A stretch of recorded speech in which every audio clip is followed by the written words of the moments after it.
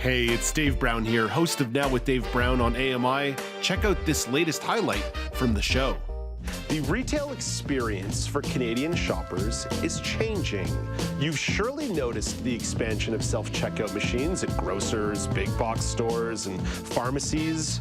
Stores have experienced a side effect from this policy shift. They've noticed a rise in theft, the old five-finger discount. Stores are implementing loss prevention policies, gates at entrances and exits, more security, random receipt checks. The retail experience is always ripe for a good conversation. Meagan Gillmore and Jennie Bovard have some thoughts to share. Hi, Meagan. Good morning, Dave. And hello, Jennie. Good day. Jennie, this topic was your suggestion in our email thread. Why'd it grab your attention?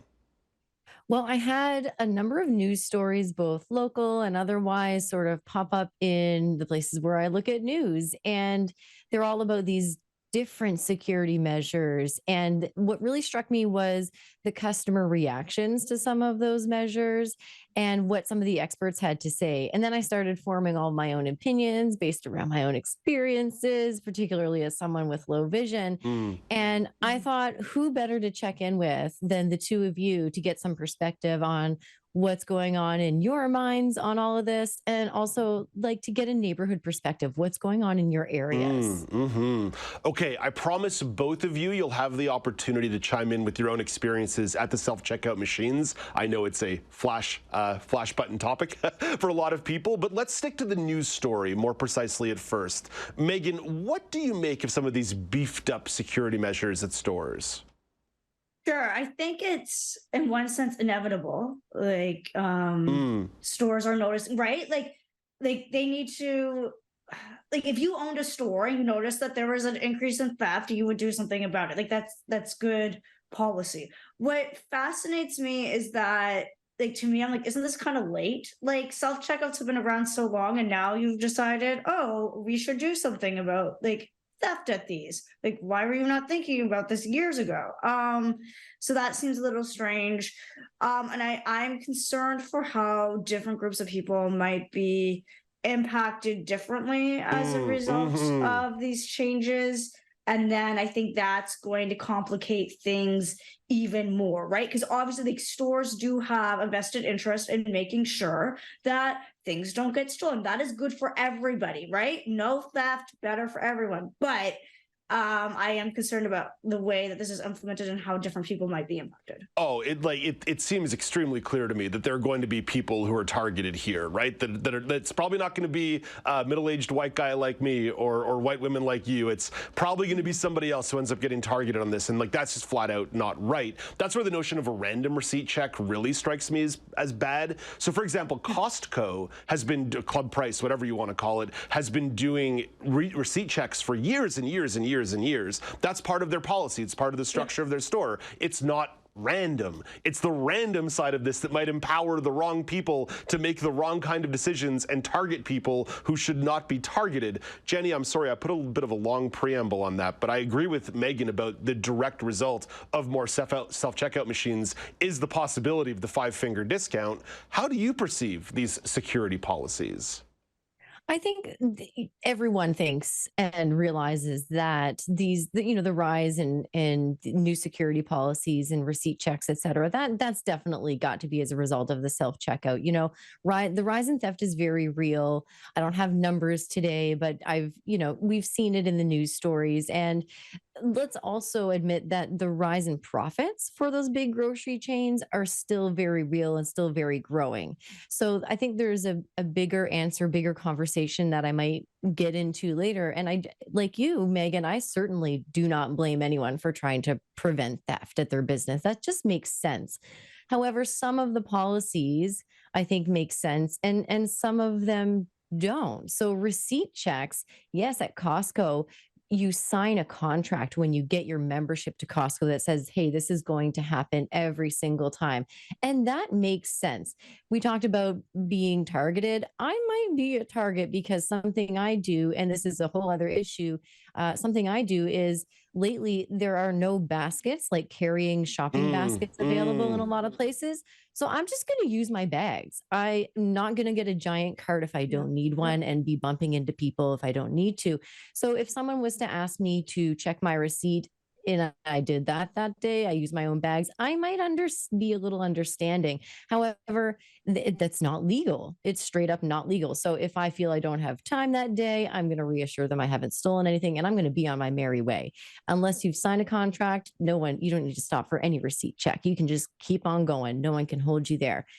Another thing I heard about recently is these locking shopping wheel carts. And one person had a really terrible experience where they were suspected of stealing.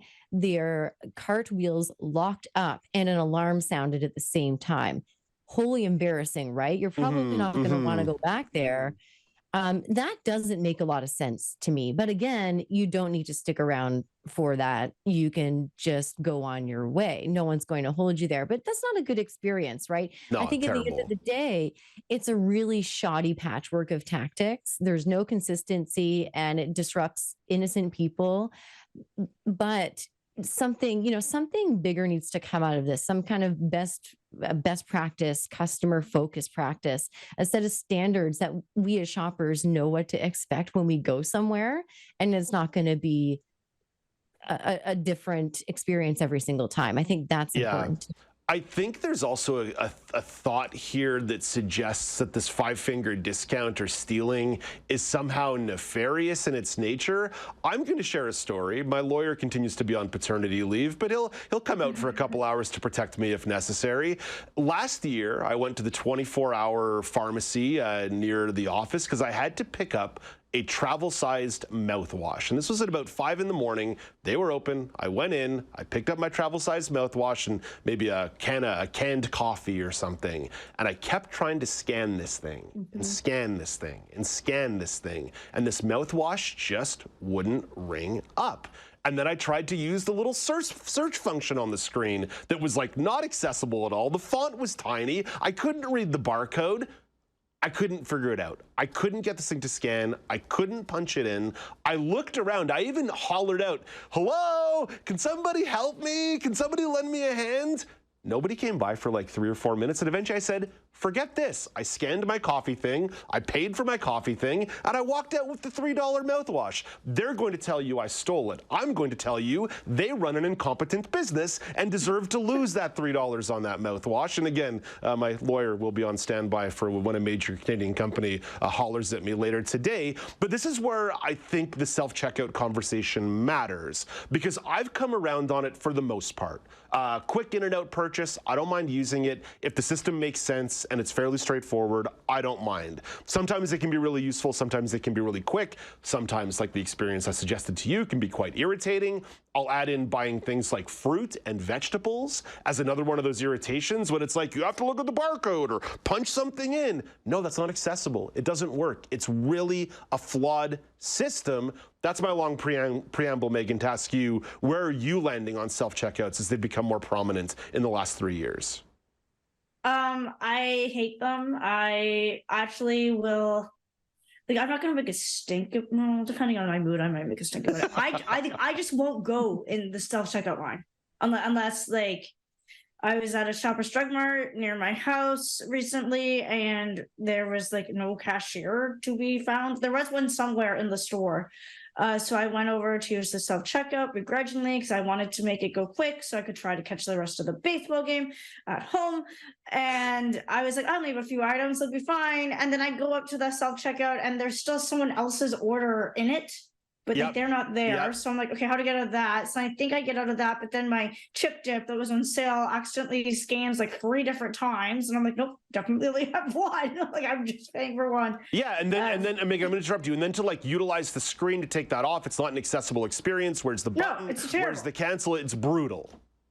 Oh yeah, it's so bad. So yeah, so then and someone else was having a hard time. So then there was another customer who called over the customer service, like the cashier, and I explained the situation, and like she checked me out, the cashier normally. And I said, I'm like, this is an accessibility nightmare. I actually asked, like, who do I write to complain about this? Because this is a problem. and I haven't done that yet. But when I said that to her, like, she was not surprised by my reaction, and I'm not the only one who's come up and said that. And the lady behind me was like, the way you put that is a really good point. I'm going to write in too. So yay, I'm doing my part, everyone. Yeah. Jennie, what about you? What's your vibe on self-checkout 3 years into the prominence of it in Canadian retailers? I'm generally a big fan. There are definitely some accessibility issues in most cases. First of all, they're like all different, but I find once you get used to one, you kind of get your groove and you know how to use it. There are a couple reasons I really like them. So like when I'm scanning, I can't normally see the price that's coming up, but I can see the total.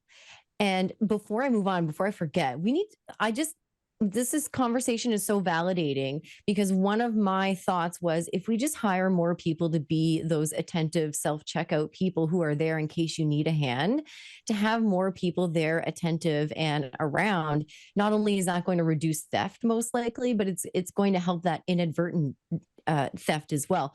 One time I was scanning and I thought I was scanning, and not like 5-6 items didn't scan at all. I was having a real off day, really aloof, and someone came over and kindly assisted me. They were not accusatory. I was like, oh my God, thank you so much for letting me know those weren't scanning. I do want to pay for those things.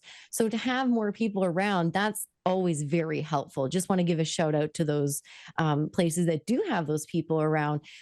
But there are a lot of accessibility issues. One thing that I love them for, and this comes back to options. Meagan, you should be able to go to a person to get checked out if you want, and have your bags packed competently and in a way that you maybe need to take them on the bus with you, or maybe need to take them and walk home with them. And that's why I love self-checkout, because I take my darn time. I don't care how much of a lineup there is. I'm going to take my time to pack my bags. I'm going to play that Tetris game, and I'm going to get those bags arranged in a way that I can carry them home or take them on the bus wherever I need to go. And that's why I really like them. If the people checkouts, what do you call them? Yeah. The staff yeah. checkouts. Yeah, exactly. If they had a place where I could pack my bag, or I was confident that they could pack my bag well, I'd be right there. So a lot of issues, but I love them for that reason. Jennie, let's leave the conversation here for now. Great topic. Thank you for bringing it. I'm going to say goodbye to you. You have yourself a lovely day. Talk to you in a couple weeks. Thank you so much for having me. Meagan, you don't get to go away just yet. I promised you on this email chain that I would give you a couple minutes to talk about the Barbie movie. I saw it last week. I liked it. You saw it last week. What did you think? Okay, so I've seen it twice. I'm just going to Nice. out myself right there. I've seen it twice. Yeah, I liked it. I think as a journalist, I find it very fascinating, the fact that this Barbie movie is such a moment, and then the reactions to the Barbie movie are a moment, and it's like it says something big, great about you, depending on like how you feel about Barbie, which I think is just really fascinating. It's a movie, everyone. It was made. The culture war and virtue signaling will come for everyone. Yeah, I'm like, this is a movie. It was produced in part with Mattel, the company that makes Barbie, so I think it is fair to have a critique about that. Listen, I think the Barbie movie was mainly made for a very specific demographic of people. I would be one of those people. Other people who don't fit that demographic obviously also enjoy the Barbie movie, but it really, like, there are some scenes in it that are just very much made for a certain part of the population. So I think a lot of people who don't like the movie actually just don't understand it. I'm like, it wasn't made for you. You don't understand that this is a satire. Like, it's supposed to be tongue-in-cheek. The whole thing is supposed to be. And if you think that the Barbie movie is anti-man, which I don't think it is, I think you need to actually seriously like rewatch the first half of it and consider, why did patriarchy come to Barbie land in the movie? That's all I'm going to say. Yeah, I've seen some of that criticism coming from some disingenuous actors in the culture war. A few media commentators who would look at a movie like Barbie and think any kind of feminist message, therefore, is anti-man. And that's just like how they sing to their choir. That's how they live. I thought the film actually had quite a bit of nuance about equality, the fragility of equality, and the fragility of progress. I thought it was actually a pretty fascinating examination that Greta Gerwig took part in, the director of the film. Yes, totally. Like, I'm going to just do a spoiler alert. Meagan, I got to hold you to about a minute on this, but go. Okay. Barbie apologizes to Ken. like it's not anti-man if the main female character is apologizing to a man for being a jerk. Like that's right. Like that doesn't make sense. Also, just like the set design and the costumes, so much fun. Like this movie was fun, and I think people really just need a fun thing right now that isn't like a Disney live action remake or like Marvel. Or Oppenheimer, which was also great, by the way. But you know, end of the world and humans destroying humans, all that good stuff. Meagan. Right. It's nice catching up with you twice in a week. Have yourself a great day. You too. That's Meagan Gillmore. You heard from Jennie Bovard before. Lots of talk there about the Barbie movie, as well as self-checkout machines, all the Flashpoint issues on Now with Dave Brown. Do you want to dive into more conversations like this? Watch Now with Dave Brown weekdays at 9 a.m. Eastern on AMI.TV or download the podcasts wherever you listen.